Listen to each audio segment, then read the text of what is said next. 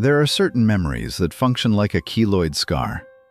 They never truly heal, and whenever the weather changes, you can feel them aching. People always say that time heals all wounds, but I think that's just a lie we tell ourselves so we can sleep at night.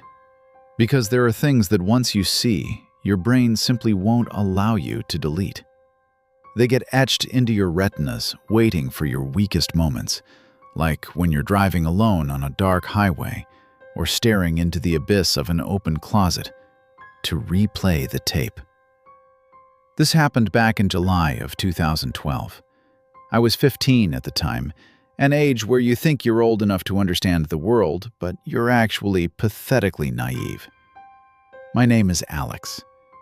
That summer, my parents were going through a messy divorce, and the atmosphere in my house was so suffocating I could barely breathe. To help me clear my head, my Uncle Mitch, my dad's younger brother, invited me on a short camping trip. Mitch was a family man, an accountant by trade, but he was obsessed with the outdoors. He wasn't a survivalist expert or anything, just a guy who liked to hike on weekends to get away from the spreadsheets. We chose the Ocala National Forest in Florida. If you've never been there, picture a massive, untamed landscape of towering pines, dense palmetto bushes, and that specific, suffocating southern humidity that sticks to your skin like glue. It's not a place for the faint of heart, but it has a wild sort of beauty. We set out around 9 a.m. The plan was simple enough. Drive his old Ford pickup to the Juniper Prairie Trail, hike about 3 miles in to find a secluded freshwater lake he'd scouted on Google Earth, do some fishing, eat lunch, and be back before dusk. Everything started out perfectly normal, normalization before the escalation. The sun was bright, the cicadas were creating this constant droning soundtrack, and the sharp smell of pine resin in the air actually helped me forget about my parents for a while. We had been hiking for a little over an hour. Wanting to reach the lake faster, Uncle Mitch suggested we take a shortcut through an older, overgrown trail that looked like it headed straight east. I agreed immediately, mostly because my legs were getting tired and the 95-degree heat was already draining me. This trail was much narrower. The foliage was dense, blocking out most of our view. The deeper we went, the strangely quieter it became. The cicadas seemed to lower their volume until they stopped entirely, replaced only by the crunch of dry leaves under our boots. Around 11:30 a.m., we stopped to rest near a large oak thicket. While I was chugging water, Mitch squinted toward a shallow ditch about 20 yards away. "What on earth is that?" he muttered, pointing. Following his finger, I saw a black object resting in the tall grass. It looked completely out of place against the greens and browns of the forest. My 15-year-old curiosity kicked in, and I followed Mitch as he walked over to investigate. It was a large, industrial trash bag, the glossy, heavy-duty kind contractors use for demolition debris. It was tied shut at the top with yellow nylon rope. "Probably some campers too lazy to pack out their trash," I said, scoffing. It was a rational thought. We were in the woods. Illegal dumping happens. My brain was trying to normalize the situation, trying to fit this odd object into a safe scenario I could understand. Mitch nodded, looking annoyed. He respected nature. "Let me check. If it's light, we'll just carry it out to the dumpster at the trailhead." He stepped forward, intending to give the bag a light nudge with his boot to test the weight. But the moment the toe of his hiking boot connected with the plastic, a sound resonated. It wasn't the clatter of beer cans or the crinkle of paper. It was a dull, heavy thud. A solid, meaty sound. We both froze. "That's heavy," Mitch said, his voice dropping an octave. "Might be a dead animal. Someone probably hit a deer or a dog and dumped it here." Again, we tried to rationalize it. Poaching or disposing of pets happens in these parts. The smell hadn't hit us yet, which meant whatever was inside was fresh, maybe dumped last night or early this morning. Curiosity is a curse. If we had just walked away, maybe my life wouldn't be so messed up. But Mitch, feeling responsible, decided he needed to check if it was a diseased animal to report to the rangers. He pulled out his Swiss Army knife. I took 2 steps back, covering my nose in anticipation of the smell. The sound of the blade slicing through the thick plastic was a sharp zzz noise that cut through the silence. He made a slit about 8 inches long. The black plastic parted. The first thing I saw wasn't fur. It was fabric. Dark blue denim. A pair of jeans. It took my brain 2 full seconds to process the image. Why would a deer be wearing jeans? Mitch sliced it wider, tearing the hole open. And then my reality fractured. Inside the bag wasn't trash, and it wasn't an animal. It was legs. 2 human legs, severed mid-thigh, right near the groin. They were wearing a pair of yellow caterpillar work boots, caked in mud. The jeans were jaggedly cut, exposing the white bone and raw meat where the amputation had happened. The blood had dried into a dark, rusty brown, matting the fabric. It looked too real, yet completely impossible, like a mannequin disassembled in a store. But mannequins don't have dark leg hair. They don't have bruising on the skin, and they definitely don't have that metallic, coppery tang that was starting to drift into the air. "Oh, God," Mitch gasped. His voice cracked, high-pitched and panicked. He scrambled backward so fast he almost tripped, dropping his knife into the dead leaves. I stood, rooted to the spot. A cold sensation washed over me, starting at my spine and hitting my fingertips, despite the blistering heat. My throat closed up. The world blurred, tunneling down to those yellow boots. But the scariest part wasn't the body parts. The scariest part was Mitch's reaction immediately after. After the initial panic, Mitch went dead silent. He didn't scream. He didn't run. He stood up slowly, and I saw his eyes darting wildly around the forest. He was scanning every bush, every pine trunk, every shadow. "Alex," he whispered, but the sound was more terrifying than a scream. "Stop looking. Listen to me. We have to go. Now." "Why?" I stammered. "The bag doesn't smell yet," he said quickly, sweat pouring down his face. "That means it's fresh. And the cuts were clean." The implication hit me like a bucket of ice water. The person who did this, he could still be here. He could be standing behind a tree just 50 yards away, watching us discover his work. The feeling of being watched, that gut feeling of paranoia, exploded in my chest. Suddenly, the quiet forest felt predatory. The wind rustling the palmettos sounded like footsteps. A twig snapping in the distance made both of us jump. Mitch grabbed my shoulder, hard. "Walk. Don't run. Just walk fast. Keep it quiet." The 3-mile hike back to the truck was the longest hour of my life. We walked backward down the trail half the time, checking our six. Every time I heard a bird call or a rustle, my heart slammed against my ribs so hard I thought it would bruise. I kept imagining a man with a chainsaw or a hunting rifle silently stalking us through the thick brush. We didn't speak. The silence was heavy. I remember gripping my backpack strap so hard my knuckles turned white. I was terrified that if I turned around, I'd see a silhouette standing at the bend we just passed, waving at me. When we finally saw Mitch's silver Ford F-150 parked in the dirt lot, I almost cried with relief. Mitch unlocked the doors, his hands shaking so bad he dropped the keys once. We jumped in, locked the doors instantly. Only when the engine roared to life and we were speeding down the gravel road did Mitch grab his phone to dial 911.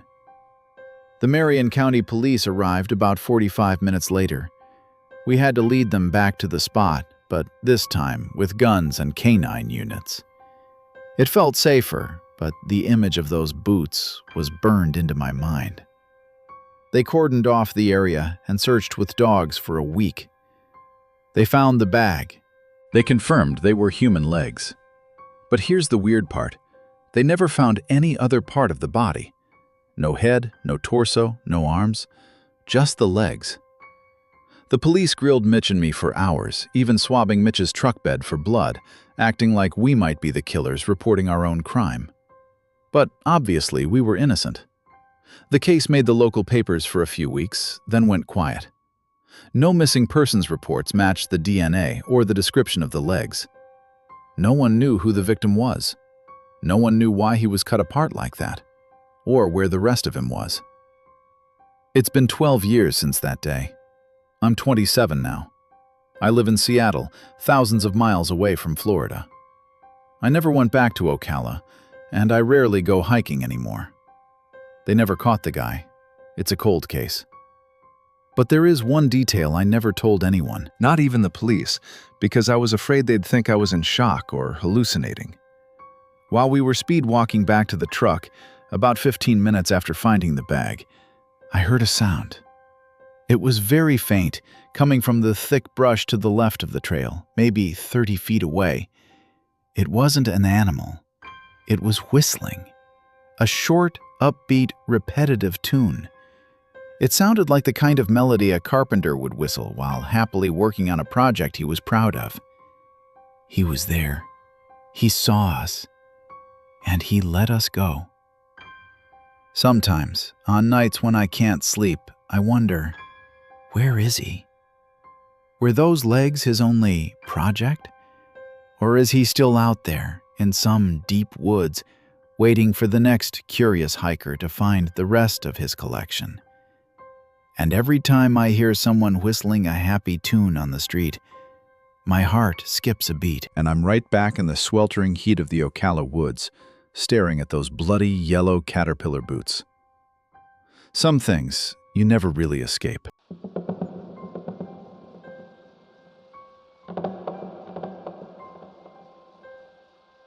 There is a very specific kind of silence that exists only in the deep winter of the Midwest. It's not peaceful. It's heavy. It presses against your eardrums and muffles the world, making you feel like you are the only living thing left on Earth. Most people find snow beautiful, but after what happened to me in the winter of 2014, I only see it as a white sheet pulled over a corpse. My name is Liam. At the time, I was a sophomore at the University of Minnesota. It was the Sunday after Thanksgiving break, and I was driving back to campus with my girlfriend, Sarah. We had spent the holiday with my parents in Duluth, and were making the drive back down to Minneapolis.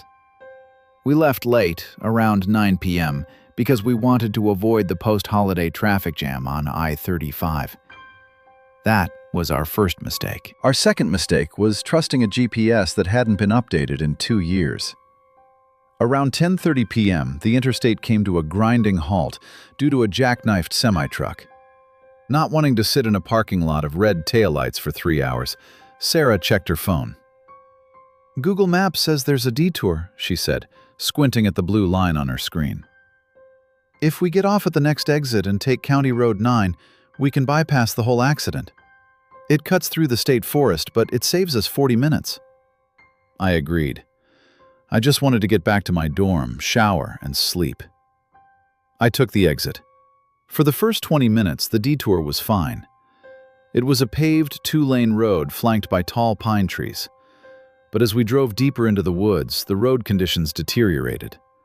The pavement turned into gravel, and the plowed snowbanks on the sides grew higher, like white walls closing us in. The street lights vanished, leaving us with only my high beams cutting through the swirling snowflakes.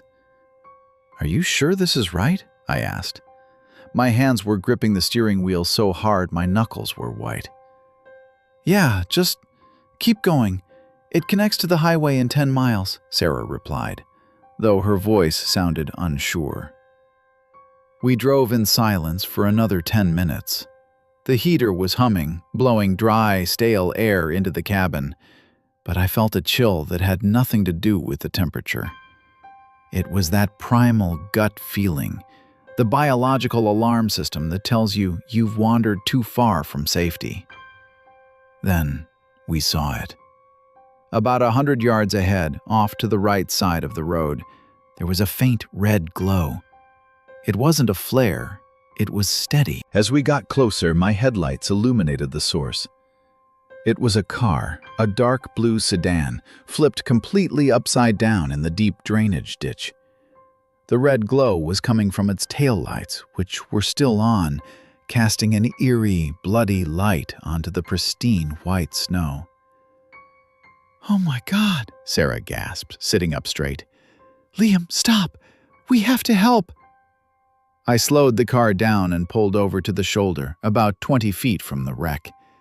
My instinct was to lock the doors and drive away. I've listened to enough horror stories to know that stopping in the middle of nowhere is a bad idea, but this looked like a genuine accident. "Call 911, I said, unbuckling my seatbelt. "I can't," Sarah said, her voice trembling. "No service." I checked my phone. No service. Of course. "We have to check," I said, trying to sound braver than I felt. "If they're hurt, we can't just leave them here to freeze." I grabbed the heavy flashlight from my glove box. Sarah grabbed her jacket. We stepped out of the car, and the cold hit us like a physical blow. It was easily 10 degrees below zero. The silence was absolute. No wind, no animals, just the sound of our boots crunching loudly on the frozen gravel. As we approached the ditch, the smell hit me first. It wasn't the metallic scent of blood, not yet. It was the sweet chemical smell of radiator fluid mixed with the sharp tang of gasoline. Steam was hissing from the undercarriage of the overturned car, rising up like ghosts in the cold air. This had just happened, maybe minutes ago. We slid down the snowy embankment. The car was crushed. The roof had collapsed significantly on the driver's side. "Hello!" I yelled. "Can you hear me?" Silence. I shined my flashlight into the shattered driver's side window. The glass was everywhere, sparkling like diamonds in the beam of light. Inside, hanging upside down, was a man. He looked young, maybe in his early 20s, wearing a thick flannel jacket.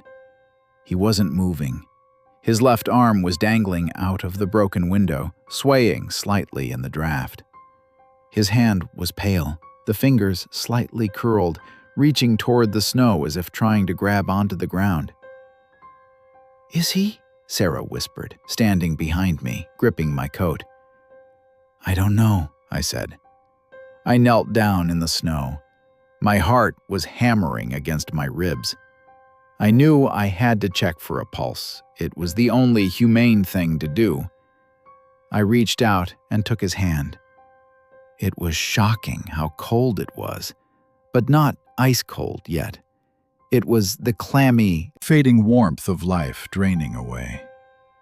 I pressed 2 fingers to his wrist, searching for that rhythmic thrum of life. Nothing. Wait, there was a faint, erratic flutter. He was alive. "He's got a pulse," I yelled to Sarah. "It's weak, but it's there. We need to get him out." But before I could even let go of his hand to try and open the door, his fingers suddenly spasmed. His hand clamped around my wrist. I yelped and tried to pull back, but his grip was surprisingly strong. It wasn't the grip of someone being rescued. It was a spasm of pure terror. Inside the car, the man's head shifted. He didn't look at me. Because he was upside down, his eyes rolled wildly toward the passenger side of his own car, the side facing the deep, dark woods. His lips moved. A gurgling sound came out, followed by a whisper that I will never, ever forget. "Not alone." And then his grip tightened one last time, painful and desperate, before going completely slack. His hand fell from my wrist and landed limp in the snow. He was gone. I scrambled backward, crab-walking up the embankment, my breath coming in short, panicked gasps. "Liam? What did he say?" Sarah asked, her voice bordering on hysteria. "He's dead," I choked out. "He's dead, Sarah. We have to go." "But get in the car!" I shouted, grabbing her arm. That's when I heard it. the sound of a car door closing. It didn't come from my car, and it certainly didn't come from the wrecked car. It came from the darkness of the tree line, about 50 yards past the wreck. I swung my flashlight beam toward the noise. For a split second, the beam cut through the darkness and illuminated something standing between two massive pine trees. It wasn't an animal. It was a person. A tall figure, dressed entirely in black winter gear, wearing a ski mask. They weren't looking at the wreck. They were looking directly at us. And they were holding something. A tire iron. "Run," I whispered. We scrambled up the slippery ditch, tearing our jeans on hidden thorns. I could hear the heavy, rhythmic crunch of boots hitting the snow behind us. He wasn't running, but he was walking with a purpose. He was coming to finish the job. We threw ourselves into my car. I fumbled with the keys, dropping them once onto the floor mat. I screamed in frustration, snatched them up, and jammed them into the ignition. The engine sputtered. The cold had sapped the battery. "Come on, come on, come on!" I slammed my hand against the dashboard. In the rearview mirror, I saw the figure emerge from the ditch onto the road. He was illuminated by the red glow of the overturned car's taillights. He stood there, tapping the tire iron against his leg, watching us. The engine roared to life on the second try. I didn't even check for traffic. I slammed the car into drive and floored it, the tires spinning on the ice before catching traction. As we sped away, I looked in the rearview mirror one last time. The figure was just standing there in the middle of the road, bathed in red light, watching us leave. He didn't chase us. He didn't need to. He knew we wouldn't come back.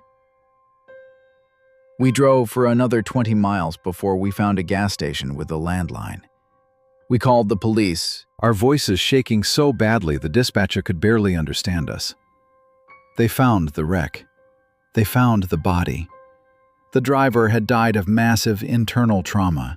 They ruled it a drunk driving accident. His blood alcohol level was twice the legal limit. But here is the part that keeps me awake at night. When the police report came out, it mentioned the driver's injuries. He had broken ribs, a punctured lung, and a severe concussion from the crash. But the coroner also noted something else, something the police couldn't explain. The driver had defensive wounds on his forearms, and the passenger side door of his car, the side facing the woods, wasn't jammed shut like the driver's side. It was unlocked. And there were footprints in the snow leading away from the passenger side, disappearing into the forest. The police assumed the driver had a passenger who fled the scene to avoid a DUI charge. They never found anyone.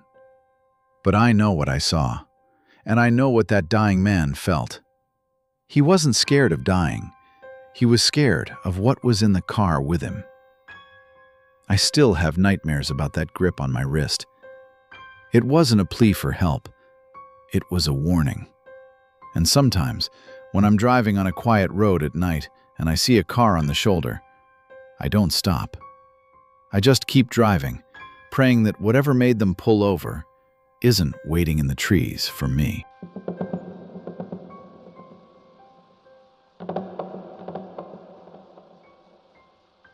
There is a strange, paradoxical comfort in isolation. We tell ourselves that we want to get away from the city, from the noise, from the people, to find some peace in the middle of nowhere. But the human brain isn't wired for true silence. When you remove the background noise of civilization, your mind starts to fill in the gaps. It amplifies the sound of the wind until it sounds like a whisper. It turns a shadow into a silhouette. And sometimes, what you find in that silence isn't peace at all. It's an answer to a question you never wanted to ask. My name is Daniel. This story takes place in the summer of 2011 when I was 14 years old. My mom had recently remarried a man named Mark. Mark was a decent guy, a high school geography teacher with a passion for geology and rock hounding, which is basically just hiking around looking for cool rocks. In an effort to bond with me, Mark planned a trip to the Oregon High Desert, specifically the area surrounding the Alvord Desert and Steens Mountain. It's a desolate, beautiful place. Miles of cracked earth, sagebrush, and looming basalt cliffs. It's the kind of place where you can drive for 3 hours and not see another single car. We arrived at our campsite late on a Tuesday afternoon. We were completely off the grid, camped on Bureau of Land Management land, miles away from any official campground. The first 2 days were actually pretty cool. We found some thunder eggs and obsidian, and Mark taught me how to navigate using a topographical map. It was normal. It was safe. On the third morning, around 9 a.m., Mark suggested we hike up a dry ravine about 2 miles east of our camp. He said the geological layering there was perfect for finding sunstones. The hike was grueling. The sun in the high desert is deceptive. The air is dry, so you don't feel like you're sweating, but the heat radiates off the ground and cooks you from the bottom up. By 11 a.m., we were deep into a narrow canyon filled with overgrown sagebrush and juniper trees. The atmosphere changed when the wind died down. 1 minute, there was a steady breeze rustling the dry grass. The next, dead silence. No birds, no insects, just the sound of our boots crunching on the volcanic scree. "Hey, hold up," Mark said, stopping abruptly about 10 feet ahead of me. He wasn't looking at the ground for rocks. He was looking at a dense cluster of sagebrush tucked under the overhang of a small cliff face. "What is it?" I asked, wiping sweat from my forehead. I think that's a tent," he replied, pointing. I squinted. Through the twisted branches of the sagebrush, I could see a splash of color. It was a deep navy blue plaid pattern. It didn't look like a tent, though. It looked like fabric draped over something. "Maybe someone camped here and left their gear," I suggested. "Maybe," Mark said, but he didn't move. He had this look on his face, a mixture of confusion and instinctual dread. "Stay here, Daniel." But I didn't stay. Curiosity is a powerful thing when you're a teenager. I followed him, staying a few paces back. As we got closer, the smell hit us.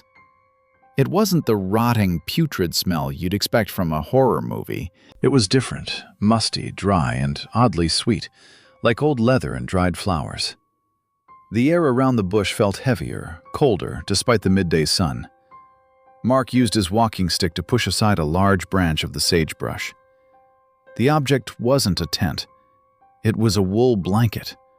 A navy blue tartan blanket, laid out perfectly flat on the dusty ground, tucked neatly into the shade of the overhang. And laying on the blanket was a man. Or, at least, what used to be a man. My brain tried to reject what I was seeing. It tried to tell me it was a Halloween decoration, a prank, a pile of sticks. But the details were too specific. It was a full human skeleton. But unlike the bleached white bones you see in science class, these were different. Because of the dry desert heat, the skin hadn't fully decomposed. It had mummified. It was stretched tight over the bones, dark and leathery, like beef jerky. He, I assumed it was a he, was lying on his back, hands folded peacefully over his chest. He was wearing a faded graphic t-shirt that said Pink Floyd and a pair of cargo shorts. His legs were straight, his feet still inside a pair of gray New Balance sneakers that looked brand new. But the detail that made me nearly vomit wasn't the gore. It was the normalcy of it. His skull was resting on a rolled-up red sweatshirt used as a pillow. And he was wearing sunglasses. Aviator sunglasses, still perched perfectly on the bridge of his nose bone, staring up at the stone ceiling of the overhang. "Oh my God," Mark whispered. His voice was trembling. He dropped his walking stick. I couldn't look away. I felt that frozen sensation, where your fight or flight response short circuits and you just stand there, processing the impossible. "Is he sleeping?" I asked, A stupid question, but it was the only thing my brain could formulate. Mark grabbed my shoulder and pulled me back, hard. "Don't touch anything. Daniel, back up, now!" We retreated about 20 yards. Mark was hyperventilating slightly, his hands shaking as he reached for his water bottle. "We need to mark the GPS coordinates. We need to call someone." "We don't have service, Mark," I reminded him. Right. He paced in a small circle. "Okay, we go back to the truck. We drive until we get a signal. We call the sheriff." As we turned to leave, the wind picked up again. A gust blew through the canyon, and something on the blanket flapped. "Wait," I said. Next to the skeleton's left hand, half buried in the dust, was a small object. It looked like a notebook. "Daniel, no!" Mark warned, but I had already stepped closer.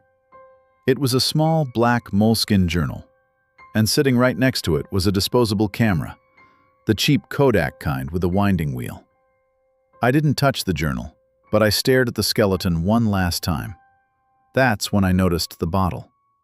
Tucked under the sagebrush, just out of initial view, was an empty bottle of prescription pills and a half-drunk bottle of whiskey. The label on the whiskey had faded white from the sun. It was a suicide. That much was clear. He had come out here, found a nice view, made himself comfortable, and gone to sleep forever. We practically ran the 2 miles back to the truck. The silence of the desert wasn't peaceful anymore. It felt accusatory. Every lizard skittering across a rock sounded like footsteps. I kept looking over my shoulder, half expecting the skeleton to be standing up, watching us leave. We drove for an hour before we got a single bar of cell service. Mark called 911. A Harney County Sheriff's deputy met us on the main highway, and a search and rescue helicopter was dispatched. Mark had to go up in the chopper to guide them to the spot. I stayed in the deputy's cruiser, drinking warm Gatorade, trying to scrub the image of those sunglasses out of my mind. They recovered the body that afternoon. It turned out to be a 22-year-old college student from Portland who had been missing for 14 months. His family had hired private investigators, put up billboards, everything. He had simply driven out into the desert, parked his car in a ravine miles away, which is why no one found it, and walked until he found a spot he liked. The coroner ruled it a suicide. The pills matched the prescription found in his apartment. Case closed. But that's not the end of the story. About 3 months later, Mark got a call from the detective who handled the case. Since Mark had been the one to find the body, the family wanted to thank him. They also shared some information that the police had found on the scene. Remember the disposable camera? The police developed the film. Most of the photos were landscapes, sunsets, rocks, the view from the cliff. The usual stuff a depressed guy might take on his final goodbye tour of the world. But the last 3 photos were different. The third to last photo was a selfie. The guy was alive, looking tired and sad, sitting on the blanket. He was holding the bottle of pills. It was clearly taken moments before he took them. The second to last photo was just blackness. He must have taken it by accident, or maybe it was night. But the final photo was taken in the daytime. It showed the man lying on the blanket, hands folded on his chest, sunglasses on his face. Exactly how we found him. But here's the thing. The angle of the photo was from above, standing height, looking down at the body. If he had taken the pills and died, who took the picture? The police tried to explain it away. They said maybe he set a timer and propped the camera up in the bush. But disposable cameras don't have timers. They said maybe an animal knocked it and the shutter went off. But the framing was perfect, centered on his face. And then there was the journal. The last entry was dated October 14th, the day he presumably died. It was a goodbye note to his parents. But on the very last page, scribbled in a different pen, in handwriting that looked jagged and rushed, were 3 words. He is watching. I haven't been back to the desert since. I still hike, but I stick to well-populated trails. Because every time I'm alone in nature and the wind dies down and the birds stop singing, I wonder if he is watching me too.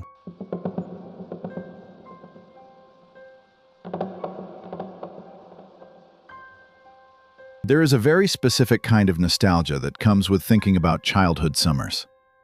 You remember the smell of cut grass, the taste of cheap popsicles, and that overwhelming feeling of immortality. You think the world is built for you to explore, and that nothing bad can ever truly touch you. But sometimes, a single moment can shatter that illusion forever, turning a fond memory into a scar that aches every time it rains. My name is Sam. This story takes place in August of 2008, when I was 12 years old, living in a small logging town near Snoqualmie, Washington. My two best friends, Tyler and Ben, and I, were obsessed with the idea of building the ultimate fort. We didn't want a simple tree house in the backyard where our parents could watch us. We wanted a base of operations, something hidden deep in the woods behind my house. A place that felt like it belonged entirely to us. The area behind my house was known as Blackwood Ridge. It was miles of dense Douglas firs, ferns that grew up to your waist, and a constant damp mist that never seemed to fully evaporate. It was easy to get turned around in there, but we thought we knew those woods like the back of our hands. We set out around 10 a.m. on a Tuesday.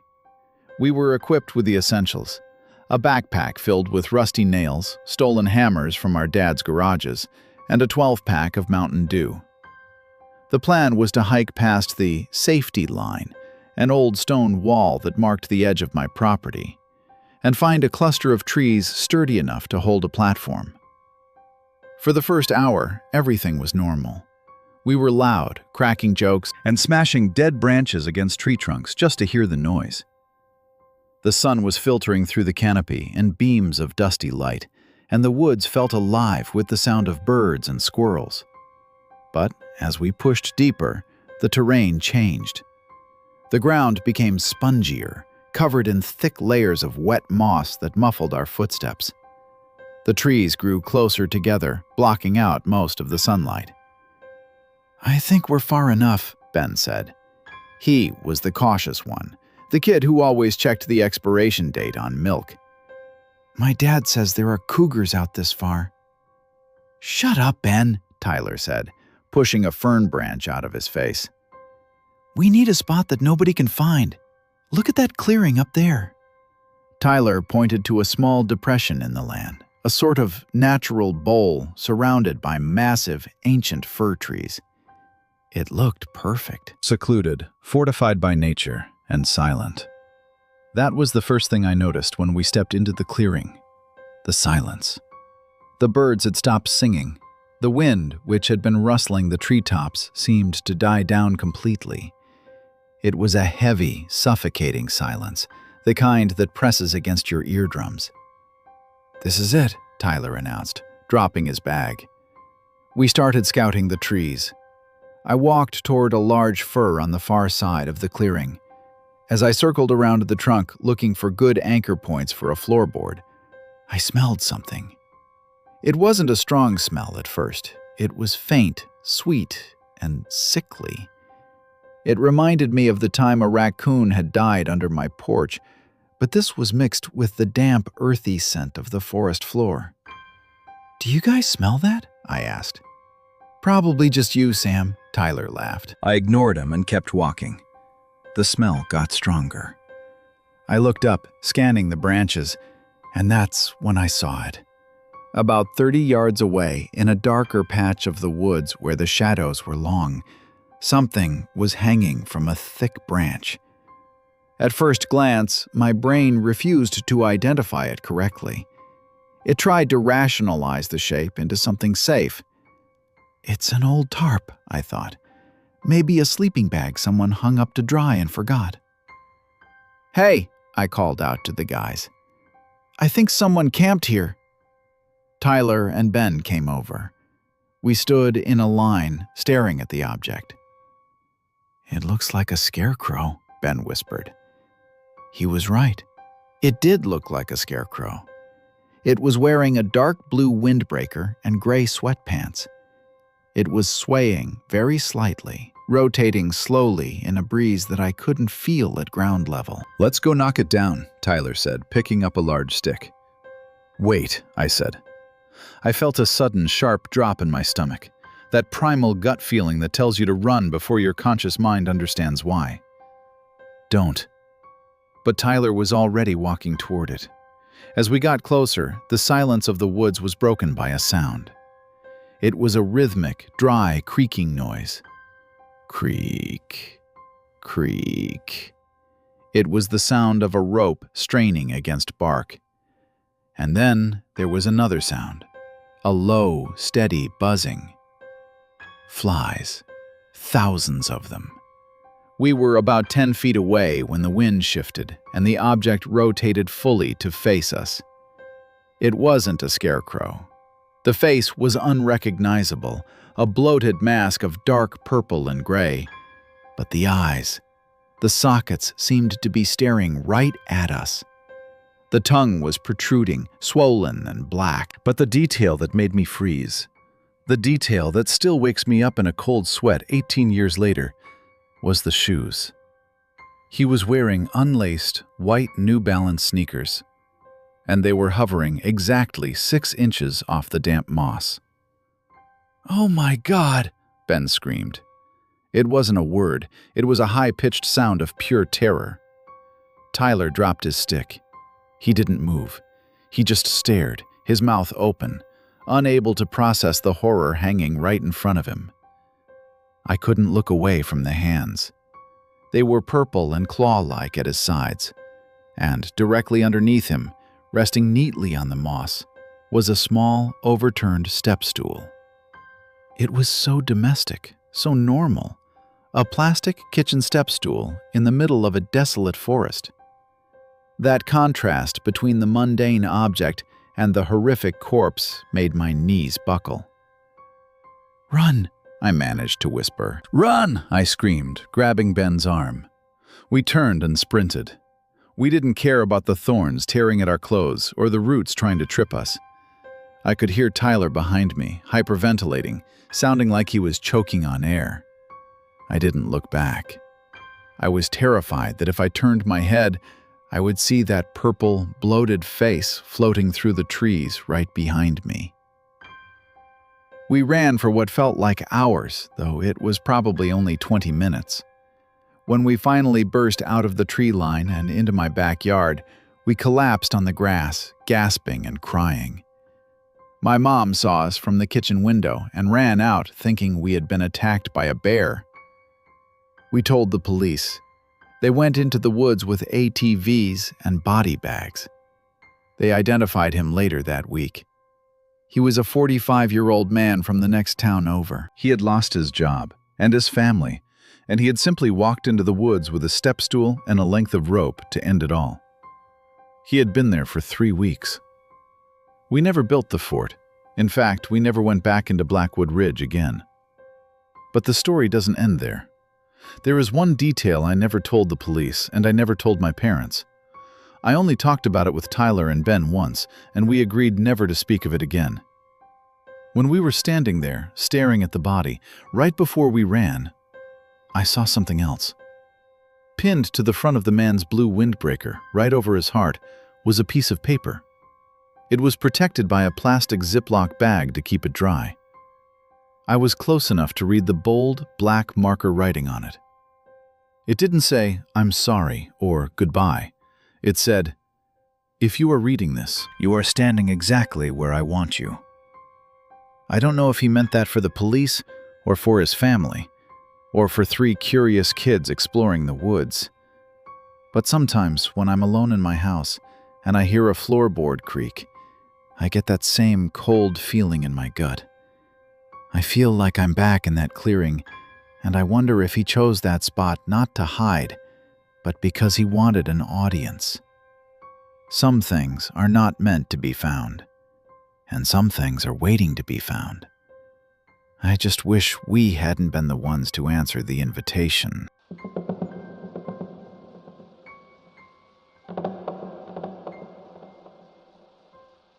There is an unspoken rule among people who spend a lot of time in the wilderness.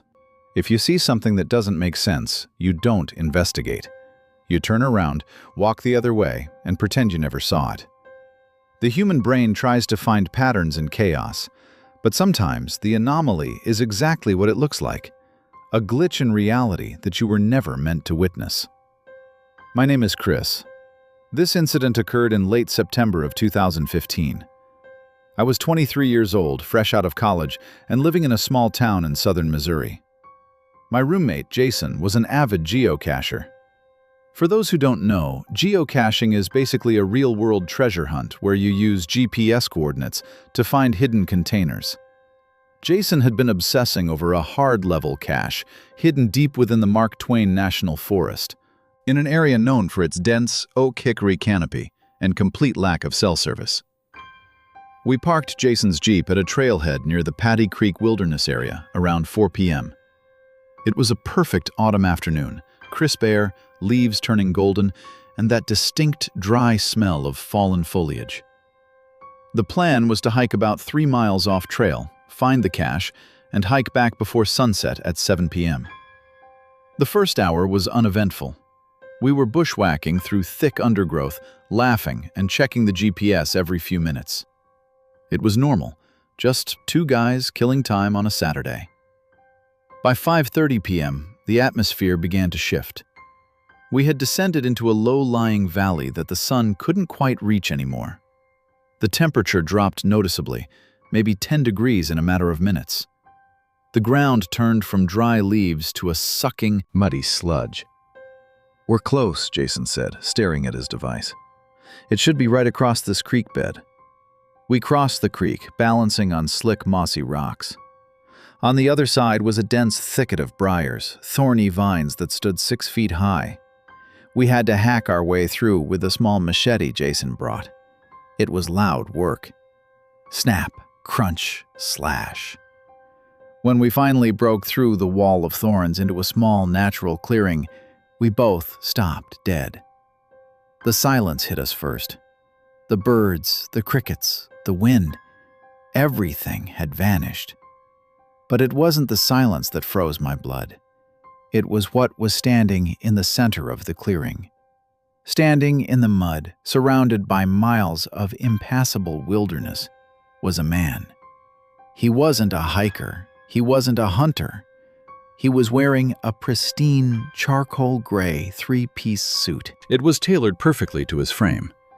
He wore a crisp white dress shirt, a dark blue silk tie, and, most disturbingly, polished black leather dress shoes.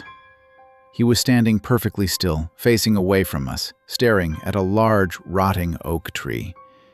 In his right hand, he gripped a brown leather briefcase. My brain couldn't process it. We were 4 miles from the nearest paved road. To get here, you had to cross a river and tear through a wall of thorns that would rip regular clothes to shreds. Yet this man didn't have a speck of mud on his trousers, no tears in his jacket. He looked like he had just stepped out of a boardroom in downtown St. Louis. "Hello?" Jason called out. His voice was shaky, cracking the unnatural silence. The man didn't flinch. He didn't turn around. He just stood there, rigid as a statue. A wave of primal dread washed over me, that gut feeling that tells you are in the presence of a predator.